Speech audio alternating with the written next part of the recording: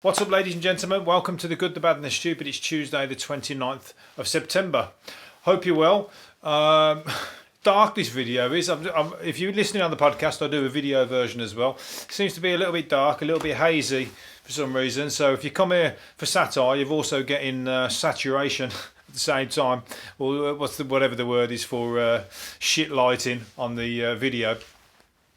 I'm not a professional, unfortunately, so I work with very basic equipment, including very basic vocabulary and very basic news stories. It's all about the basics.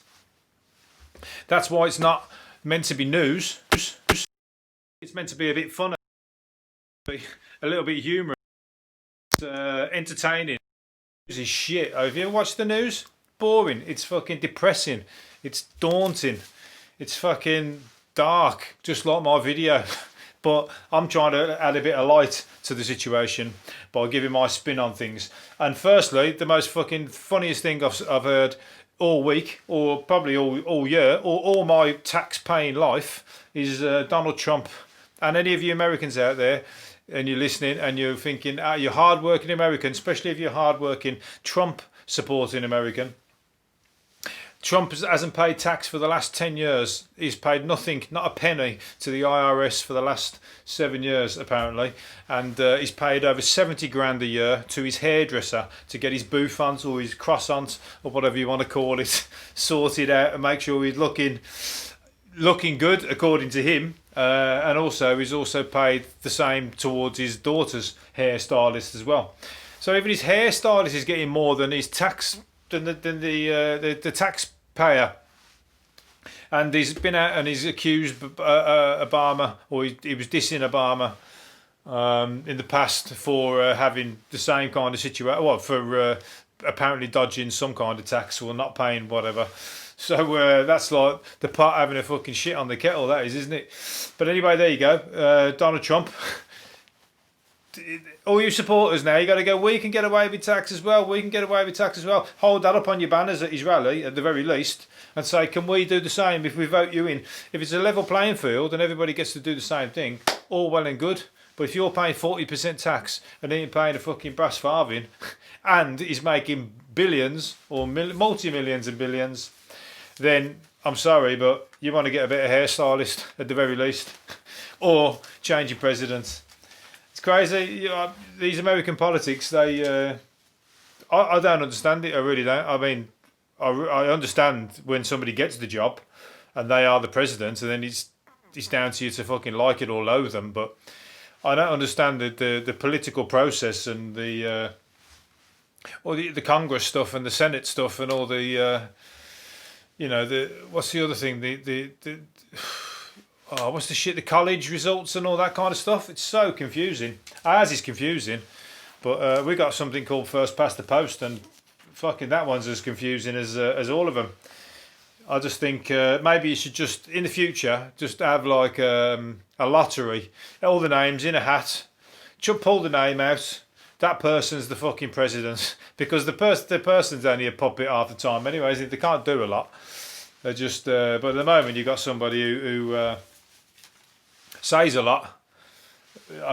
Most of the time, I actually find him quite amusing. I mean, I'm sure he's done a lot of good stuff, otherwise people won't be voting for him. But he also pisses off a lot of people and does a lot of bad stuff. So unfortunately, he's from the book of divide and rule. But I can't knock him if he's done some good stuff for some people. But if you're that person who is not doing anything good for, then you got to vote against him, I'm afraid, because he ain't paying no tax. And even if I loved him, I'd be voting against him because he ain't paying no tax, and I have to. It's not fucking fair. It ain't fair. I get away with whatever tax I can, but usually that's very, very minimal. Anyway, that's what we're saying. If you go into the pub, you can't sing or dance. So if you're likely to get drunk and you're a singer when you're drunk, those ones who burst out to bringing out the ballads, start especially the Irish. The Irish love a good sing song. Well, you're going to get fined £1,000 on the spot if you start singing. It would be a shit song, and you go, yeah, £1,000 fine. That's a really shit song.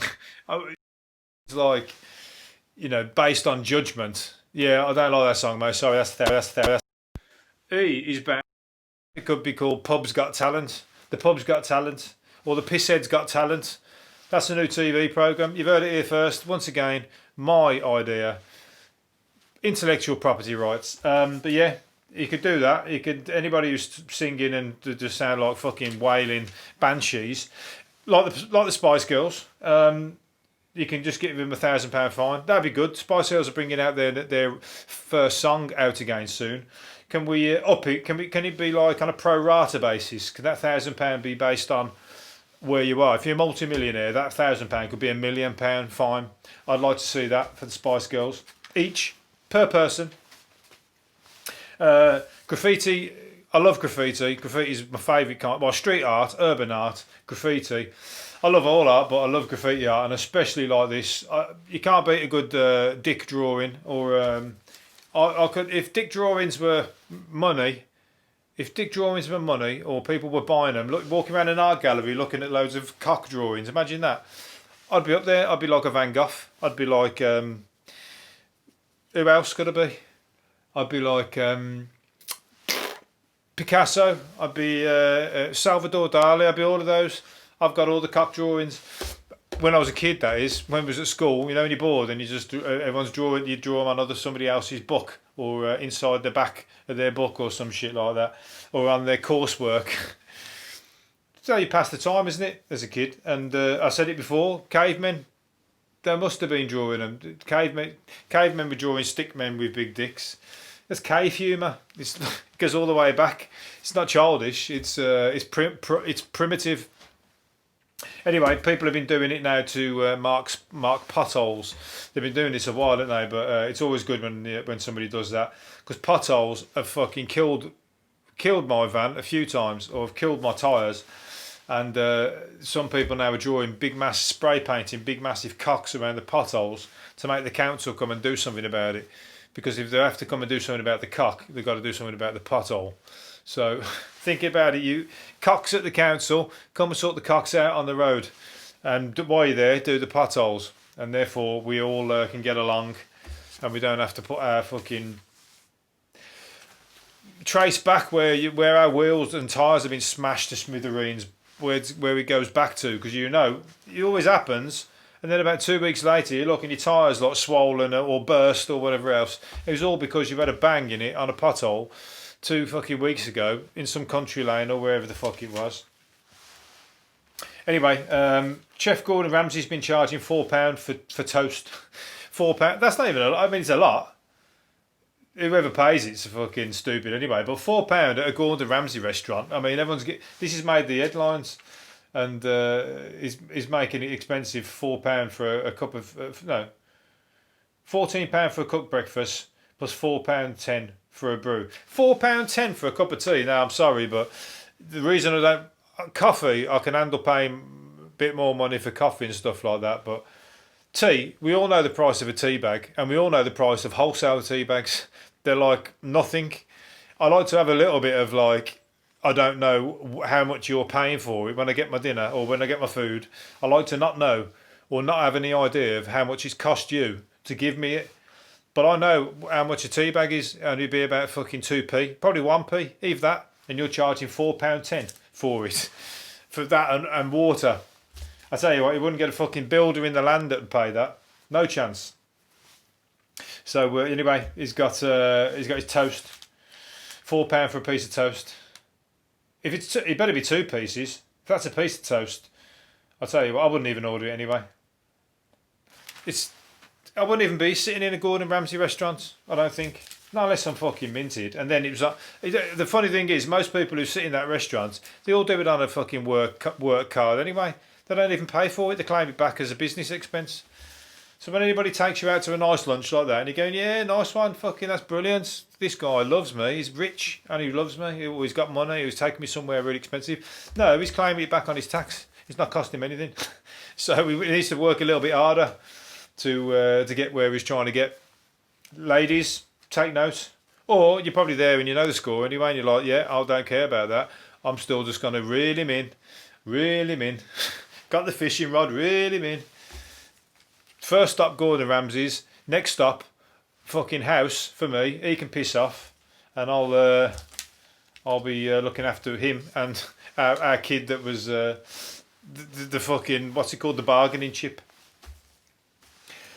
Some women are like that. I'm not talking to you personally. If you're watching and you think I'm being sexist, no, I'm talking about certain women and certain rich men, and it's a two-way street. The rich men think she's fucking getting all his because he's rich, and she's skint and poor and beautiful, and she's like, no, mate, I know what I'm doing as well. You might know what you're doing. I know exactly what I'm doing. Mars, another space, we're on space again. Mars may be teeming with life in the system of underground lakes found on the South Pole. On its South Pole, they found a load of underground lakes. Got to be people there. Not people. There's got to be life there, isn't it? If there's water, where there's water, there's life. There we go. And where there's water, we can go and live up there. Unless it's water that's fucking boiling hot, or like, you know, plus 500 degrees or minus 500 degrees, somewhere like that, then we probably won't. I won't be dipping my toes in it, let's put it that way. But we want colonies up there, don't we? We want people to go up there and have a look, so that we can, for when we fucking ruin this planet, a select few will go up there. Imagine that, you'll have a billionaires up there, because they're bound to get up there. That'll be the same system again. They'll chuck up a load of like beautiful women, billionaires, and but the problem is there that there's nowhere to go and take the money to, unless you can get back down to earth. You ain't got no shops up there spending the money. It's going to become like a crazy cult, like Mormons or some shit like that. I don't fancy the reproduction, the people who are going to come out of that system. They're going to be my kind of people. Not the kind of people I want to sit in the pub and have a drink with. No chance. Astronaut Tim Peake believes that aliens have existed across the universe, but may have already died out. May have, but I don't think they have. Why would they have died out? It's in the fucking size of the place. It's massive. It's huge. We ain't even been anywhere near where you can get to in space. You got fucking. I've said this before. There's a satellite travelling. It's been travelling for 30 years. The Voyager, it went off on a tangent after we went out to have a look at Saturn or Jupiter, I think. And then we let it go. And it's travelling 30 years. It's been sending signals back. And it's still on the move. Just moving along at something like ridiculous, like 1 billion miles a day. Something pathetic like that. It's a ridiculous number. And it's still going 30 years later. And it's still sending us signals back. It's crazy. That's how big the place is. So you're telling me there's nobody living down the road if you're going to talk about it, because that's what it's like. It's down the road. Neighbours. So, yeah, there's aliens out there.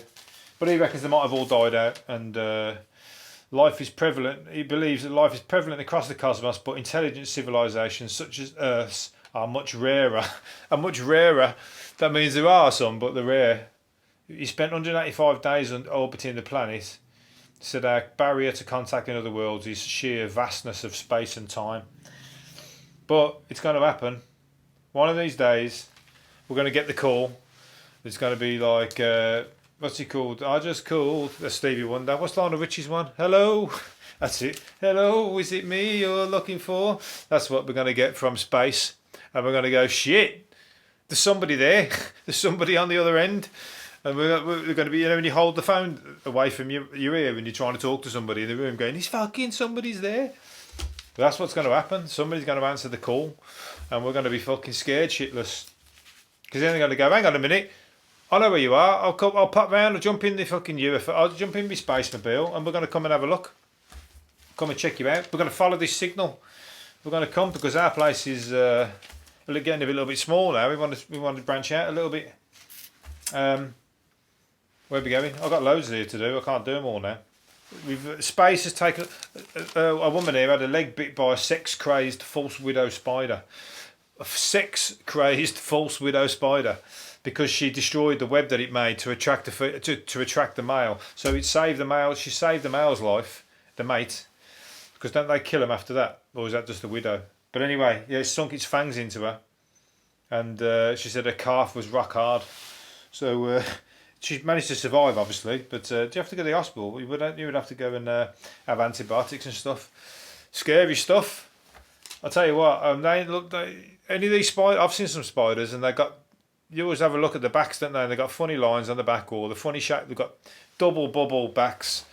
If they've got anything like that, don't go fucking near them, whatever you do. I saw a brilliant video or picture on Facebook. Somebody was sleeping on top of a door frame. They'd somehow balanced their legs over the door frame and a pillow up there. And they was like sleeping because they'd saw a spider had ran under the bed that they'd tried to kill. And now they thought it was going to come back with a vengeance. So yeah, so you got a sex-crazed widow spider, false widow. I'll tell you what. Sounds like a... Forget the spider, that sounds like a crazy woman as well, doesn't it? A sex-crazed false widow. She's pretending to be a widow and she's coming after your money. It's all again, I'm trying to be sexist again here. It's actually the blokes, a lot of blokes who fucking put it up, who con the widows anyway. It's the other way around, isn't it? Try and take them for their money when they're a bit down and stuff. Those blokes, I tell you what, you want to have a little box of spiders to fucking release on them. As soon as you cop on their idea, you get them to go up and fucking false widow the hell out of their genitals. Let them think that they're having you over. Let them think when they're going, yeah, can you borrow some money from your bank account? I'm a bit skint, 2 grand, 4 grand, 10 grand, whatever it might be. Do ever give them the money. Have something ready and wait. Yeah, I'll give it you tomorrow. Let's get down. Let's get dirty. Let's get the spiders out because they're coming to fucking make sure that you know well more you know about it. Let's put it that way. Because some of them spiders, they make things drop off, don't they? Is it the white spider? There's something white spider, and they make your leg fucking just freeze or just like all the veins all die and all that. It's horrible. Put that on his bollocks. He won't go asking for money again. Just put it that way. Right, I think I might leave it there. I'm going to leave it there. Last one I'm going to do. Fawlty Towers. Americans out there, you remake some of our great... I don't know why you remake some of our great comedies. I don't know why you don't just enjoy our comedies as they are, but you like to remake them and spend a fortune to do it, which is happy for our comedians, to be honest, because they get to have all the money and reap the benefits. But you remade Fawlty Towers with Basil Fawlty. You remade it, paid a fortune for it, and then you wrote Basil Fawlty out of it, the main character. That is the person that made the programme funny, apart from Manuel. I mean, they're all funny in it, but Manuel and Basil Fawlty. But Basil Fawlty is like the fucking... is the main man in the comedy, and you've wrote him out of the script, or you did. You wrote him out of the script, so he wasn't even going to be in it. That's ruining it. That's destroying it. I'd love to watch it and see how shit it is, but it's got to be fucking terrible. So if you've never seen it, watch Fawlty Towers, the English version, because it's hilarious. It's old now, Monty Python days. It's John Cleese out of Monty Python.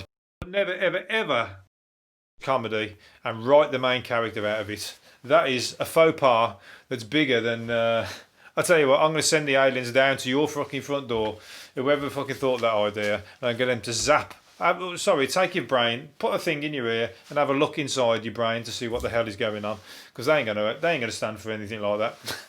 What am I on about? Anyway, leave it there. I'm going to leave it there. Hopefully you've enjoyed it, and I'll do another one tomorrow. See you later. Bye.